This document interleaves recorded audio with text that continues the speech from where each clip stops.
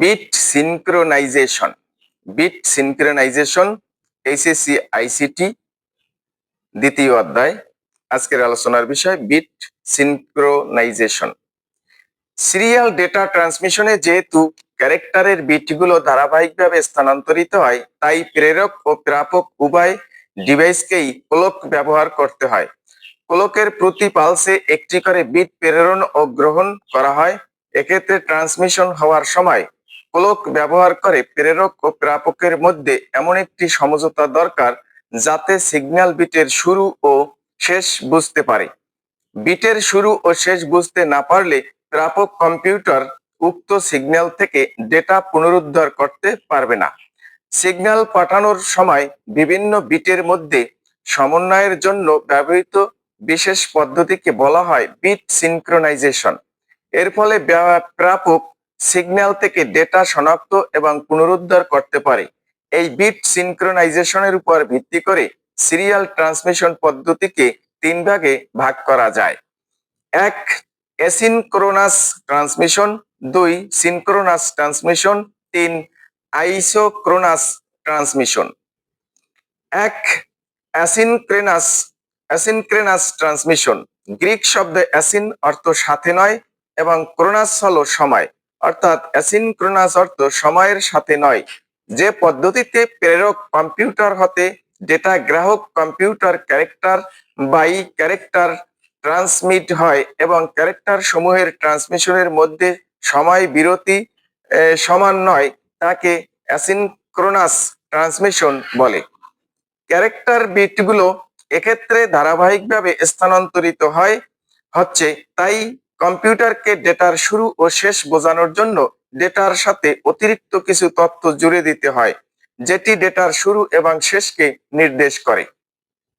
ডেটার শুরু বোঝানোর জন্য পাঠানো বিটকে স্টার্ট বিট বলে এবং এটি পেলেই কম্পিউটার তার অভ্যন্তরীণ সিস্টেমের ক্লক পালসকে এ অনুসারে চালু করে।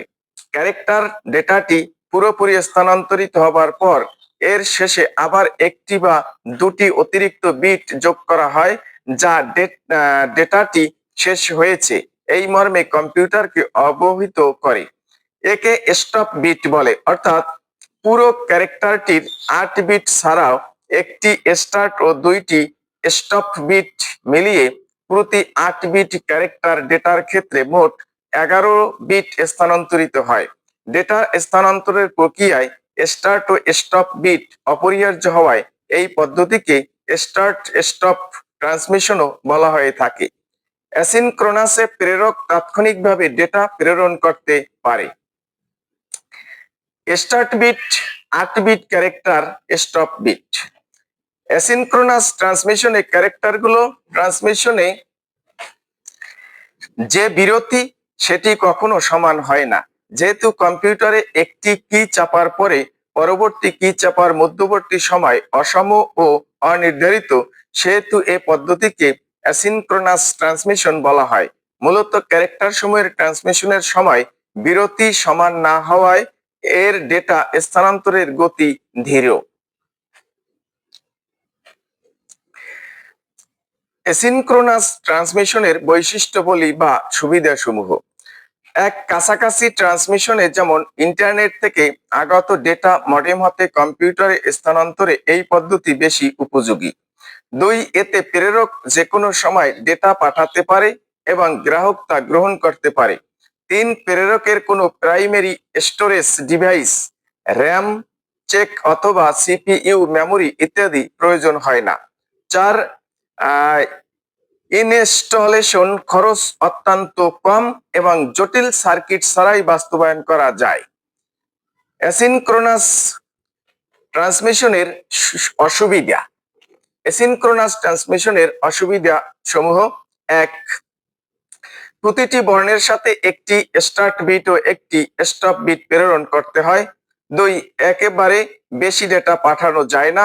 তিন, এতে অতিরিক্ত বিট ব্যবহার করা হয় বলে এটি সিনক্রোনাস ট্রান্সমিশনের চেয়ে কম দক্ষ। চার, এতে ডেটা ট্রান্সমিশনের গতি কম।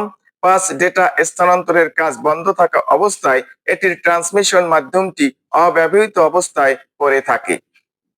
অ্যাসিনক্রোনাস ট্রান্সমিশনের ব্যবহার। এক, কিবোর্ড, কার্ড রিডার ইত্যাদি থেকে কম্পিউটারে ডেটা কমিউনিকেশন। দুই, কম্পিউটার থেকে প্রিন্টার, কার্ড রিডার ইত্যাদি ডেটা কমিউনিকেশন। তিন, ভিডিও গেমের জন্য জয়স্টিক থেকে ডেটা পাঠাতে।